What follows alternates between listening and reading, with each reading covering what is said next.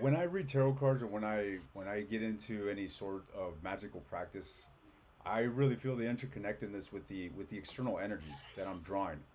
And with that said, it's not me entirely. It's a interconnectedness that's taking place. Just like you mentioned, nature. What was it you said? Nature lives out nature, or something along those Oh, lines. it's nature communicating by nature, but I Right. also say we are of nature, for nature, by nature. So it's like a trinity of fractalness in which we're all coming together to be, And and it's it's absolutely paramount. communicating It both. Right, and it's a thing that is absolutely paramount because this there is no sense of detachment. You could try to detach, but we're dependent of this connection. We become wholes. Some similar to binary forces, masculine and feminine. They are interdependent in order for this unity to come about. One cannot live without the other, and this applies to so many different dimensions, from quantum physics to, I mean, just the terrestrial life of humans and animals. You know. So Mhm. yeah, that's something that I've been diving into as I'm reading the Hermetic book. The what is it called? It's called the Emerald Tablet, the Oh, Cavalier. the Emerald Tablet with all. Yeah. Yeah, have you taken a look at that?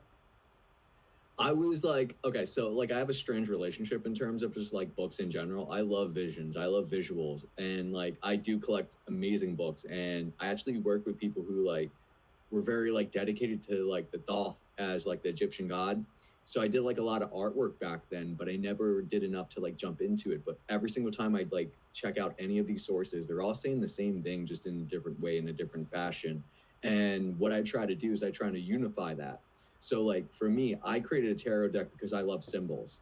That's just my attraction as an artist. I love to embody symbols and stuff. I like to put so many fractal layers in it that you'll see it when you see it. I like to provide that into a possibility to show that universe can do that, because it's like me honoring nature. I study nature to show how I can best create nature, and creation itself is nothing more than nature in process. So when we are diving in, I can see within myself the ability to want to create symbols, the ability to understand, like, I think over a decade ago, I did go to college for a little bit for like design. It wasn't like the best, but it was like paying a bunch for a piece of paper.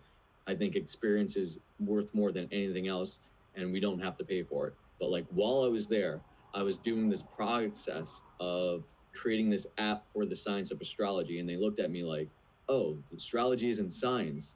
And the whole concept is I'm drawn to this. I'm drawn to create this. I'm drawn to understand this because part of me in this body, in this configuration, in this moment of time expressing my dance, I just happen to be able to be given the right tools, the right perspective, the right balance with nature to bring this into reality, to bring shadow light, to bring explorations in astrology, to bring the philosophical nature, to bring my expressionist out. I deconstruct this because, like you said, like psychology brings it to understand one another. But when you look at psychology and then you compare it to astrology, psychology is just wanting to be astrology while trying to give the basic functions of an academic point of view. Right. So when you look at astrology, what makes us us? What makes us how we are? What makes us to that is just as much as how we can arrive through synchronicity of just like tarot and divination, which gives you the same answer, but it provides it in a way through the symbol of universe talking to you, communicating to you. It's the synchronicity of, all right, you have the potential to ask the question for universe to arrive it into being, into knowledge, into awareness. How we work with that, how it manifests, comes from the energy, the dance of how we're bringing it into. So we have the potential to direct our energy. So when you're drawing a card, more likely than not, you know in that moment your energy, even if it's not a mental energy, even if it's like a feeling, even if it's from your heart, just knowing I just need something right now, even if it's instant, you don't have to process. It's like breathing. So when you draw that, you're drawing in universe, you're bringing in universe. And because you utilize a set of symbols, the same way you have a dream, the same way you navigate reality, it's these set of symbols that speak to us, that tell us, that see how we're interconnected to the world, of the world, but like also part of it. So it's like a journey we get to enjoy, a journey we get to explore to the fullest. And as we all come into like knowing of that, a lot of us are going to just wake up and explore so much more potential that was sitting inside of us, like an artist being suppressed. Sometimes it's time to create, sometimes it's time to share it with the world. And the fact that we're timing things to come together when they are is like the building blocks to know that we can pass the baton on of energy so that they play off one another until you get this symphony of creation happening where we're all interconnected in one way or another, just a part of this dance. And it's effortless when we honor our nature, honor ourselves, Right. because that's going to be like our biggest key. So for you, what's it like when you're like drawing the cards, when you're acting in the synchronicity while also being a communicator? Because I have a couple perspectives that I can totally play off and like even break down like your expression of symbols of why you're so good at it without even knowing you too well. But like I love having nature speak for itself. I love being able to have the experience express itself like nature. I capture nature in the light of it because I want to honor and like appreciate it for what it is. Right. And that's one of the greatest things to like recognize as an artist, that like nature, universe itself is the work of art. And 100%. even if we're a part of it, even if we're creation's creation, we can honor the functions, the coming together of how we all came into this moment, this present, and continuously are here not only just be provided and guided, but to welcome in potential, welcome in our exploration of potential and our exploration of what it's like to be in this experience. Even some of us subconsciously doing it, or the way we direct our energy. It's just a whole range of how much we can actually connect into the world. Right. I'm quite excited for you, man. It really sounds like you're living your authentic journey. Truly, it's like you're listening to your inner self, and your work shows for it. It's the illustrations, man. I'm drawn to black art. So when I came to this tarot deck, I think I found it on Google. I was just mesmerized by it, and I don't think I've set it down since. The illustrations are amazing, and man, I absolutely love it. In fact, a lot of people on my channel have requested information. I send them information all the time, so people comment, they want the name of the deck, and I refer them. But it's a pleasure to connect with you, man. And what I find interesting is I'm not too sure if you read tarot. I know that you're the illustrator and creator. However, how versed are you in reading tarot?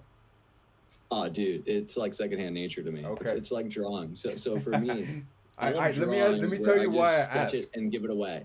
Let me tell you why I asked, because you included five. I think it was five or four extra cards, which basically talked about, or it was an archetype. It was the astrologer. It was the practitioner. It was the herbologist. I'm not sure. I don't remember exactly because I didn't use those five archetypes. Do you recall? Yeah, yeah. And then you had the Okay, artist, so and I'm like, this guy must yeah. identify as the artist. That Well, was my that's the idea. thing. I kickstarted this deck and I have the opportunity because like I'll create the deck, but publishing it, getting it produced, putting the money down to say, hey, print this onto ink and share it with the world. That's what I love doing. So I make most of my creations like nonprofit. I don't really like profit off it. I'm just like happy just to be. So when I share that, I just want to get like people behind it. And like I try to make multiple stuff over the years, but like it hits or miss depending on how you're connected to the network. So like for me, when I was creating the deck, I had stretch goals and I was like, I'll offer five additional cards on top of five additional elementals. Mm. And for me, when I did that, I offered the ability that anybody could like help toss a little extra money to help the deck produce itself and they can become a card. Three people took that opportunity. There was two cards left that did not get claimed. So in that one, I put the artist, and in the other one, I put the wild. The wild was pretty much nature itself while also incorporating like the animals I had at that time. So it's an expression of myself. And then with artist one, that one was like an honor to Leonardo da Vinci, an artist that like I personally have a lot of connection to. Even the two tattoos on my arms right now are like Leonardo da Vinci. So like it's something I knew even like early on when I got these, that like it's just what I'm drawn to. It's like a part of myself communicating to myself. So when I did these two, I look at like creation itself. Now, if I break down the symbols of the other three, I believe we got the tarot reader, we got the practitioner, and I believe the astrologer. Correct. Astrologer was the other one too. Right. So like they all technically, even though universe is like funny in its way, it does its symbols. Me being the creator of those creations right there do embody that I create this additional extension of not just this set, but these set of archetypes. So part of me is an artist, part of me is wild, part of me is practitioner, part of me is a tarot And reader it's where I five can of them, pull or and how be many? synchronistic. Exactly, the five. That is Even quite that interesting. itself, like when you got the five and the V, all you're seeing is the reflection of phi itself, the golden ratio coming into being. One hundred It's percent. crazy. 100%. I find it fascinating because I got the symbol of a Exactly. I know you five-pointed mentioned star. that. Yeah, man. So in regards to your question earlier about reading tarot, it's if I can explain it somehow, I tap into a state of mind. I get into a meditative state. All right, I get into a Mhm. meditative state. I call upon my spirit guides or a specific spirit, depending on whether I'm trying to communicate or what I'm trying to do here. But typically, when I do these collective readings on YouTube, I just call upon my higher self. I call upon my spirit guides, and I tap into that energy, and it just flows. It really flows. It's whatever message comes forth is what I go with. I don't question it. I Yeah. I really just after doing it for so long, I have quite an understanding, and it's the intuition really is what connects all the dots. You know, I don't get into an analytical state and okay, I'm trying to make the connections myself. Your expression of it all is like spot on. The way that you tap into it, spot on. The way that you pull the cards, it's I related it to when I was a kid. I used to just jump across rocks going across the stream. And it's trusting the process that you're going to land on the next rock. And when you get across in that quick manner over a period of time, you build the confidence because you know you trust yourself. And when you trust yourself enough, you honor the process of knowing who you are. And when you know yourself to work with universe, you're an expressionist. Like you said, it takes two edges of the coin. You allow universe to unravel, but then you translate what it's trying to express. And I think when we're working with tarot, whether we're working with oracle, whether we're working with divination in general, even like reading tea leaves or casting a chart on the spot, even astrologically, shows you so much based off the timing of what are the chances to provide the symbols of the energy in this motion, in this area of what you're experiencing, in the perception of the eye in which you are. So you offer yourself opportunity for universe to speak. It's like saying, here, let me provide you a voice. And in which case, you're utilizing the synchronicity of your body. And when you're in flow and harmony, you reach to the other side. And even like when we're slip or a trip, or even if we like feel a little less confident, when we're like guided to get to the right point, like you said, you pull another card. You allow universe to continue unfolding upon itself so that you gain clarity to help you. It's like a wound healing. Universe always likes to come back to wholeness. So even if we are slightly departed, we still can find a way to come back to the origin of who we are, the eye of our experience. And when you have an experience, you're working with universe, you're working with it nature.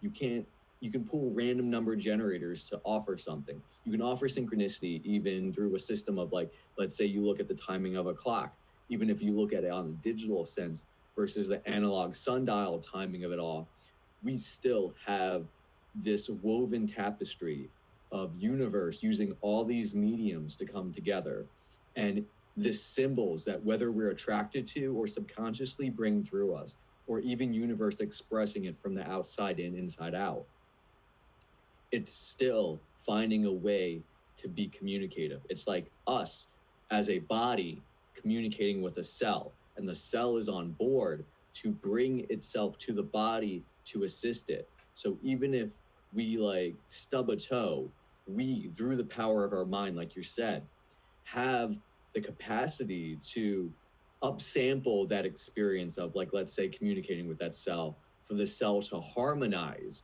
So we harmonize the space, like you said, you tap into to find the right connection when it feels right. You honor that probably more than ever as a tarot reader. Sometimes we do have to show up, sometimes we provide the message, but the message itself is no differently than an artist creating art, because then universe provides that to show up in who it needs to. And based off our nature, based off the way we communicate it, based off even the synchronicity of like having something at the right place at the right time, you just happen to say something that has to be said in a way that can be connected. And not everyone has the same build up, the same archetype, the same construction. Translation. So some of us may not be able to process that as clearly. And we act as the translators, just like a psychologist acts as those who help us explore the mind, who help us explore how we process. And that's mercurial, which is no different than what you're bringing up with even the magician, the welcoming in of how to work with this light, how to take this light into being from coming into existence and providing it connection, providing it the ability to be. When you have zero, you have the whole, you have the O, you have the emitting field, which is almost to say feminine, but it's the existence of existence. But when you have I, you have purely existence from existence. So you have the connection, it comes into being. So the magician right there is to utilize the forces. It connects both ways. It's the fractalness, it's the eyeball of us perceiving the sun, just like we're the eyeball of that which is the cell. And then you have the cell, you also have the self. The cell is a containment, while the self is the flow. So we're ultimately a fractal flow. Where we are on it is syncing with the rhythm of the jazz of universe. And as a tarot reader, you bring in clarity for like the healing to come into awareness. You bring in clarity to provide us those messages. It's like custom tuning a shuffled playlist and then bringing it all together so that your favorite songs speak your message to you. Right. You know what's so fascinating, Eric, is that this this harmonizing that you're talking about is basically the universe orchestrating this within our own minds. So one thing that I realize right now that you said an artist, the artist does the same thing as a tarot reader in regards to getting their state of mind into that alpha brain frequency. So right now you and I are in this beta frequency where we're really interactive, analytical. You're listening to what I'm saying and your mind's already thinking about what to respond, etc. You got your own ideas. But when we tap into this state of mind as an artist or as a tarot reader, we basically lower that brain frequency and we allow room for this hidden or occult essence, the hidden essence of the universe, to channel through us. So that's a huge factor I feel when it comes to reading tarot is actually getting into that meditative state. If we're too frantic, if we're too analytical, too tense, it's not going to be Yeah, the same. It's not going to be the same. We have to the mental operator. exactly. We have to get that ego out of the way, the brain chatter out of the way, so that these messages could be lucid to us and we can convey them. You know, and another key point that we touched on regarding the magician, I feel one of the greatest lessons that archetype teaches is self-realization. Is actually realization of who you are, what you're capable of. This is faith that we're talking about. You knowing that you're able to wield these forces, to channel this energy is the first step to being able to do so. Because if you embark on this journey and you're experiencing self-doubt, which a lot of us do, I did. For many years I would read tarot cards and never read it for anybody and I would doubt. I was like, I was like, man, is this accurate? Is this am I doing this right? What's the right method to do it? And now that I've been doing it for over half my life, it's it's completely malleable. I have a completely different understanding of how to work energy, and that's another thing that you mentioned is we are our own translators. So we're gonna read these symbols completely different. We're gonna convey them differently than everybody else in our own unique manner, and we're gonna mold this practice to our personal liking. So that's something that's quite appreciative regarding energy work is that it's completely malleable to the practitioner's own will, and that is the magician. That you are your own projection, you are your own creator Yeah, of your own reality. you create all this. Exactly, exactly, and that's one thing that I feel a lot of people get stuck on, as I did when I was really beginning to learn this practice is the right steps, and we get into this whole pragmatic way of thinking of like, okay, how do I need to think? What step do I need to take? When in reality, you need to shut that off and tap into your intuition. We're so obsessed or just naturally inclined to try to control everything.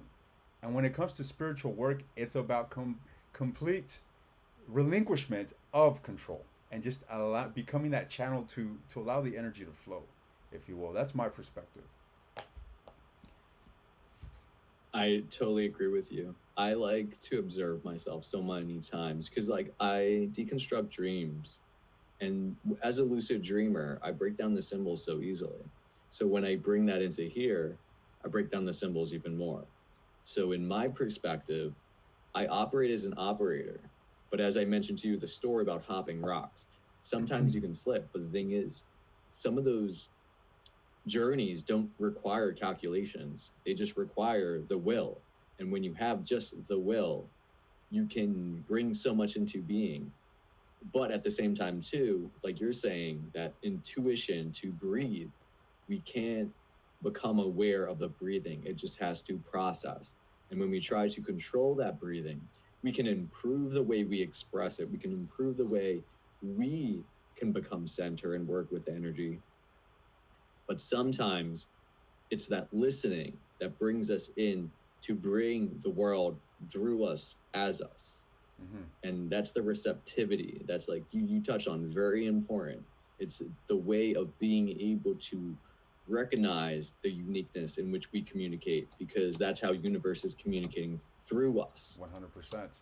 This actually leads us to the second lesson of the major arcanas, which is the high priestess, the feminine aspect of our being, essentially. So the masculine, the the magician is all about the projection, the will, and the ambition of going out there and actually doing it, right? Projecting your desire into reality and making it happen. Well, now, when it comes to reading tarot, what's next is that high priestess, which is that sensitivity. It's that openness, it's that receptiveness of being able to allow this energy to come and channel through. The intuition is highly connected with that. I mean, the intuition is exactly that. The high priestess is a symbol that I have a very close affinity with since I began my spiritual journey. I began as a Wiccan. Well, I was actually a Catholic, and at the age of 16, I just didn't resonate with it. Sure enough, I found Wicca, and I found it to be an extraordinary practice because it's a very elemental based practice. So, it teaches a lot about connecting with the elements, connecting with the earth, connecting with the moon, etc. And when I began to practice these rituals, I began to have results. I actually experienced divinity through nature, and it just began an entire journey of a lifelong journey of spiritual exploration. Like yourself and your experience is so fine tuned. It's almost like I created this deck for you to have this experience, Fascinating, man. for you to express the message. And that's what, like, the beauty of all of it coming together. Right. Because, like, I am not attached to how it's accepted, how it is. But when I watch it and witness it, I can see the dance of it harmonizing in its flow. It's, you set that boat ashore, but then you can see it on the horizon line, like, it's on its journey. I love it. And then when you see the journey it actually has, it's the reason why we bring creation into the world. Because the experience you have, what you bring into being, embodies so much more than anything else, period. It's just how we are, who we are. I can only imagine what that process was like of, basically embedding all this symbology through the creation of this tarot deck. I feel that it's possibly the best way to actually embed the knowledge and learn it because you're experiencing it, and not only that, you're illustrating it. So this is your subconscious projecting knowledge that you've put into your brain. So it's already vibrating within you, and you're allowing your imagination just to unfold. How long did it take you to create the entire deck? So I knew over a period of time, I started in like the early 2010s where I used to do band shirts. I used to make my own clothing line. So what I did from there was I started creating visual awakenings, which were like occultic illustrations that I would just screen print onto shirts. And I Speaking of did which, multiple man. waves of those. Speaking of which, check it out. Dude, yeah, I recall illustrating that on a huge piece of paper, each face, each skull, each body, each planet. And like I just knew, like, one day I'll do a tarot deck. So like after about maybe 4 years of exploring, just like creating the illustrations, I was like, it's time to tap into a tarot deck. And like I knew when I do it, I'll do it with all my heart. So when I was doing the deck itself, I explored the major arcana as a start. I didn't know exactly how I was going to express it. Were I you was already like, a I tarot can do. reader?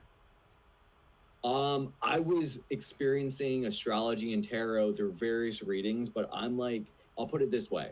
The best way to embody it in the shortest statement possible is to say sometimes universe makes happy accidents. When we're subconscious, it comes through us. There's times where I witness in my art sacred geometry that just shows up because I'm like, am I that good, or am I subconsciously just like trusting the process that comes through me? So a lot of it is a halfway. It's not like a embodied into mentality, because the where I'm at now in terms of deconstructing symbols, even right now, has gone beyond the tarot, has gone beyond astrology. I wanted to see what was at the horizon, and I'm continuously going. And the way I'm deconstructing so much is now just knowing that I just like cut wood and carry water at this point. And it's so interesting because now I look forward to each and every day I get to have an experience, having all this a part of me, part of universe, a part of your creation of universe, provide the potential to see it all come together. It's knowing like you built the city, you built the resources, you open sourced, you created pretty much water that comes from a spring that forever can provide nurturing potential energy for us to operate, to do, to be.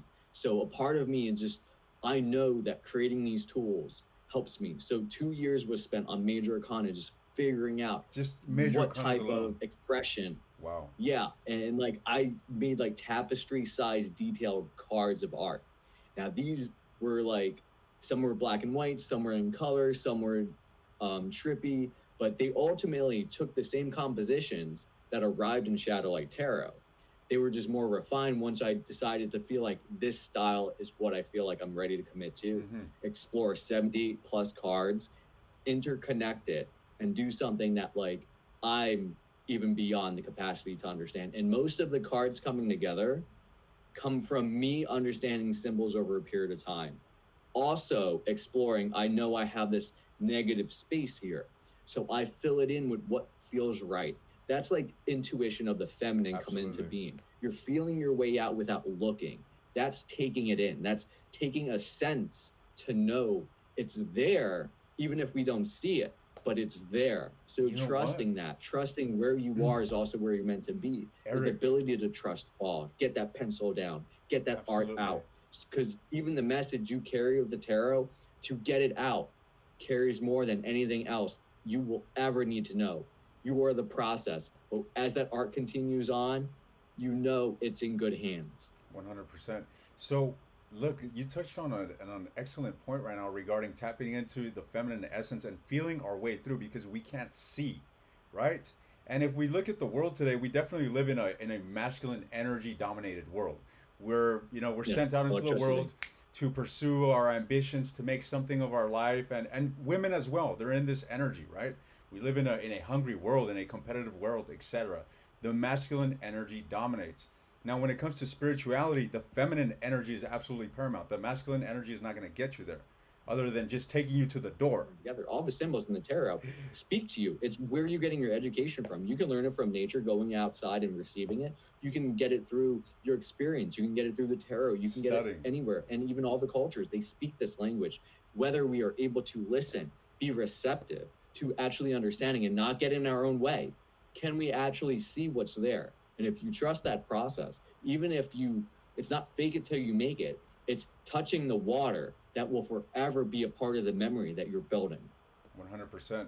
Touching on that one, two, three, it's absolutely paramount. I feel with any form of manifestation or any form of inner transformation, and what in a mundane perspective, in a psychological perspective, all that entails is essentially your conscious aspect merging with your subconscious. So when you actually believe something and your conscious is actually confirming that, then it unifies. There isn't that contrary. It's kind of like, let's just say people want to manifest love in their life, yet on a subconscious level they feel abandoned or they feel unworthy, etc.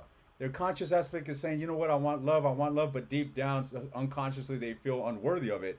And there goes that contradiction. But when there's that unification between the one, which is the active or the conscious, with the two, which is the feminine and the subconscious, boom, You get that impregnated high priestess, which is the empress, the unity.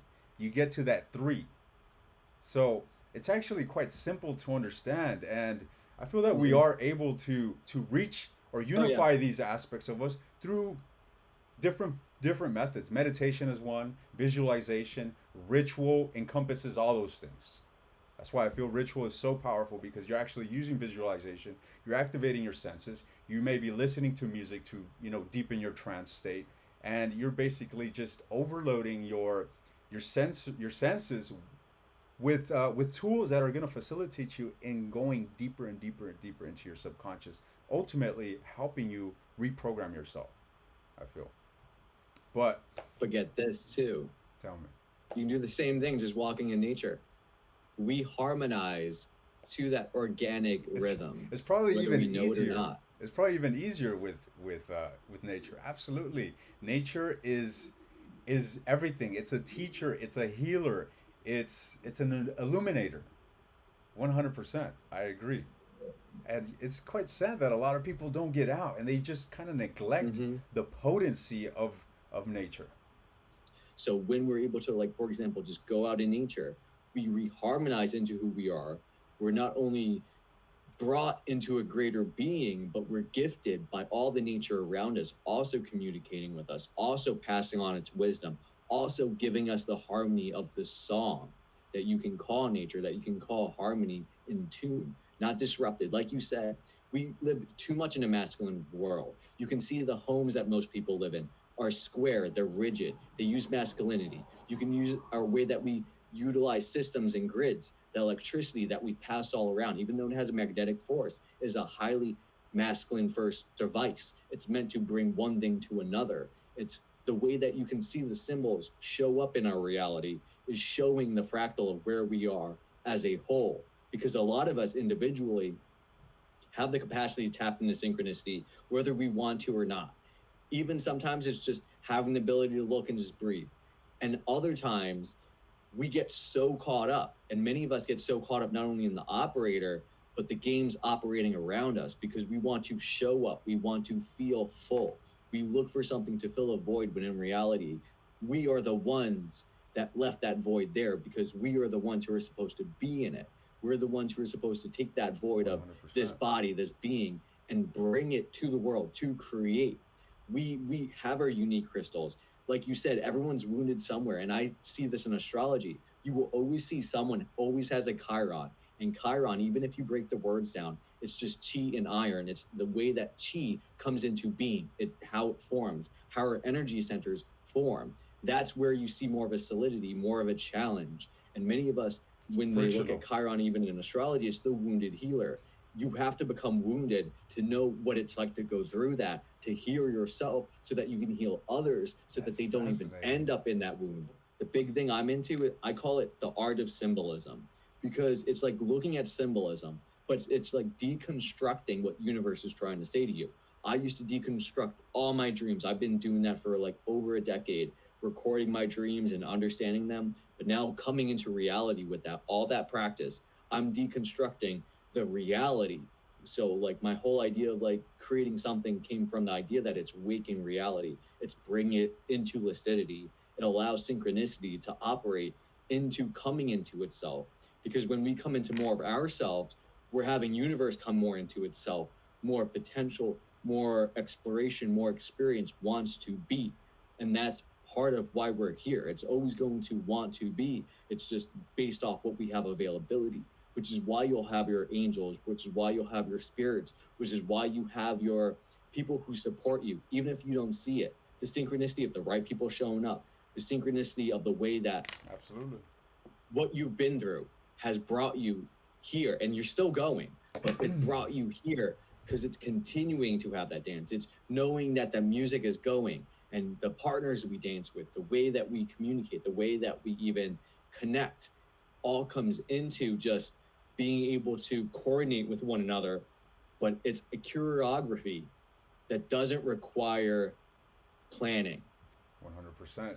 You touched on something quite important when it comes to the spiritual path, and it's something that you and I have in common, which is the embodiment of a certain consciousness. I feel, and in order to live this life this sort of magical life, if you will, there has to be an acceptance of everything being a synchronicity, everything happening for a reason. Just like you mentioned, you're speaking certain things because this is what's meant to be spoken, and we're here for a reason, essentially. And when you really look at life, from my own personal experience, when I look at life through that lens, things just tend to fall into place miraculously, absolutely magically, in a way that just is godly. I mean, out of my control, and that's what's so amazing about this, that I don't have the control. Obviously, I do have control over mundane things of what I'm gonna do Mhm. or what my current goals are, but in greater aspects of experiencing, profound um, magic, if you will, magic in life, that is out of my control. I just have to be receptive to it. I just have to pay attention to the cues, and they are always there. They're always present. I can communicate with the other side at any given moment. It's there. There's never a detachment. However, yeah, I mean, this obviously takes a process of different, reaching different states of consciousness and brain Mhm. activity rather, so on and so forth. Yeah. But at the core, at the core, it's that certain type of consciousness that one accepts and embodies, and that's why life unfolds in such a way. I agree 100%. Even there's times where like I doubt the process because I don't see it. I trust that I did it for a reason. But at the same time, too, I know we can go out of note, we can go out of key, we can slip up, or we get too caught up in what we're doing, or we can get carried away even. And that carried away is knowing that we are a force, but that force itself is just one aspect of it. Because when we come into union, like for example, like that consciousness level, that way in which we state how we are presently, comes to our ability to work with what we have. For example, imagine an artist being able to utilize more tools can do more, just like a creator who wants to create more in creation wants to make sure that it's able to be receptive. So for example, giving your body enough rest, giving your body the ability to refuel, to function, to do what it needs to do so that you can do you effortlessly. And then when you understand that you got that rhythm down, you get into a larger rhythm. And that larger rhythm is once that's on tap, like provides you with a greater momentum, a greater capacity to see the widening of the wave, to see the potential.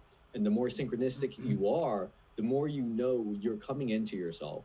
And if you even embody your potential into being, like let's say it's your soul coming into embody into the space, into your field, into your heart, even that, the capacity of how much you're welcoming in, breathing to be, focusing on that center to be, allows you to take in, allows you to be, allows you to have that presence of universe, of creation. 100%. Regarding what you said, my interpretation when it comes to tarot and the lessons in the major arcanas, I feel that, you know, the wheel of fortune, the wheel of fortune is what explains exactly what you just said. It's becoming synchronized with the universe. The wheel of fortune is not necessarily luck. This is not a lottery that you're winning here out of mere luck. This is more so you attuning yourself, doing everything necessary to attune yourself, whether it's emotionally, health wise, mentally, spiritually, intentionally, you name it. You align yourself with whatever sort of goal you are seeking to attain, and then you gotta leave the rest to the universe, flat out. Hmm. It's a codependency, or it's a cooperation between two entities, if you will, that eventually make one, right? But it's an interconnectedness that is absolutely paramount, and that's what's so amazing and makes life so, I don't want to say easy, because life is not easy. It's full of difficult lessons, painful lessons, but Yeah. even that goes back to this divinely orchestrated reality.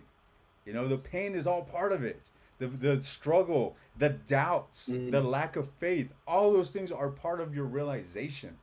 And again, everything's interconnected.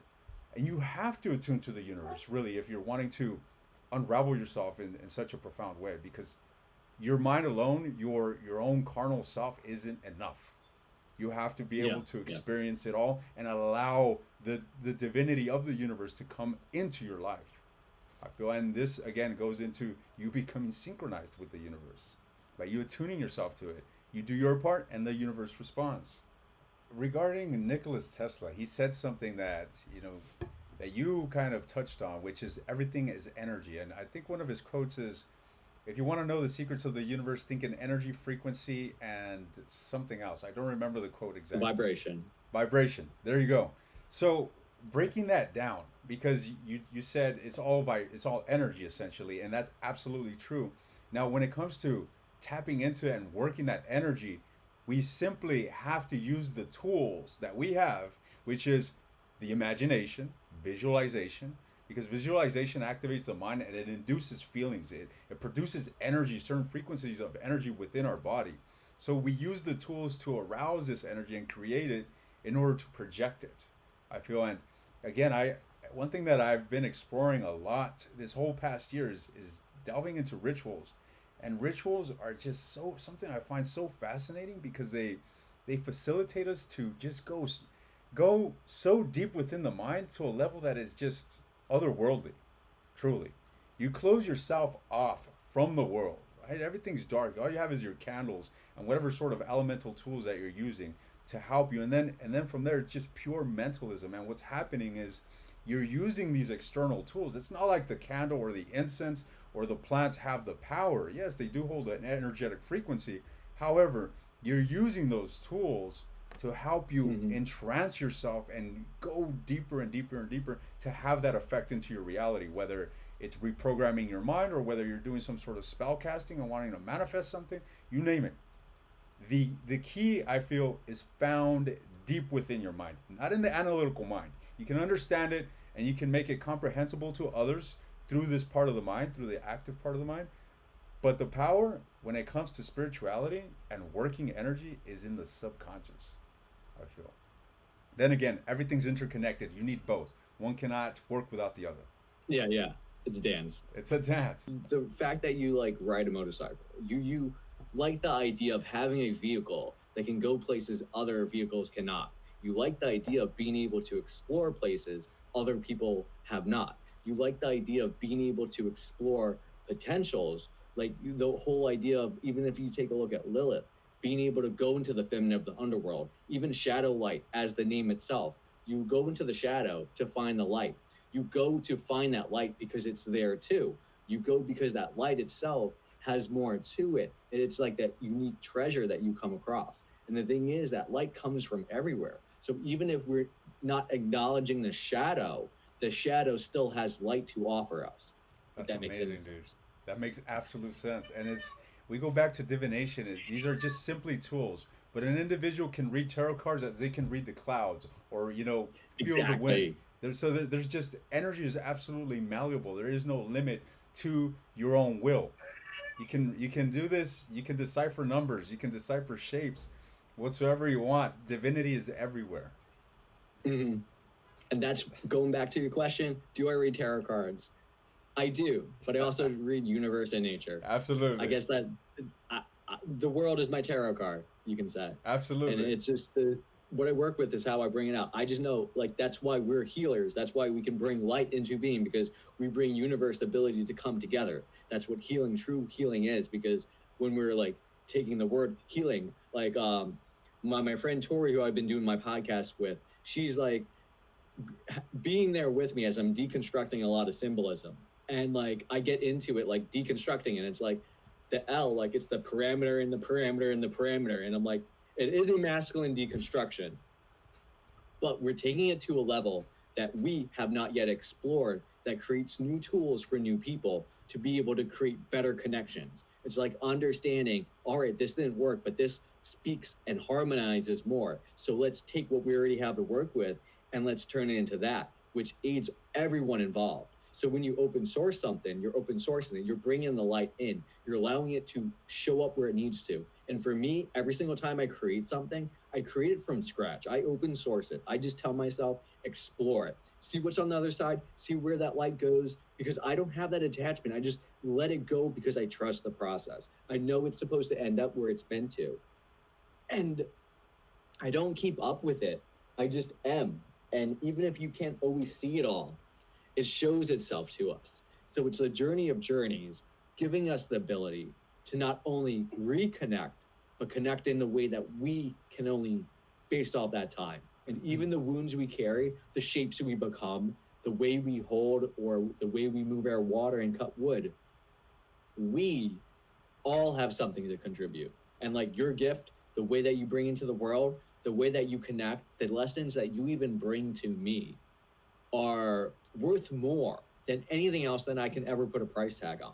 I'm not the type of person to buy things because I create things. And when you create things, the way you have a value system is different because you realize that everyone's a creator. You realize everyone has the light of potential. You realize everyone brings something into being. And that's that uniqueness. I try to tell everyone work for themselves, find a way, look inside themselves because the answers are waiting for you. And if they're not waiting for you, they're waiting to show up for you because all of us have that potential. But the uniqueness we have to offer through that potential is like the luck of the draw. It's knowing that the deck is shuffled. And sometimes that's when the greatest messages come from it all. Because even when you play music on shuffle and it speaks to you, it tells you a message. It's either the groove you need to tune into, or maybe it's at that time, it's trying to give you something to be more of yourself. It will arrive I'm baffled by how and you much we will have in know. common, man. Yeah.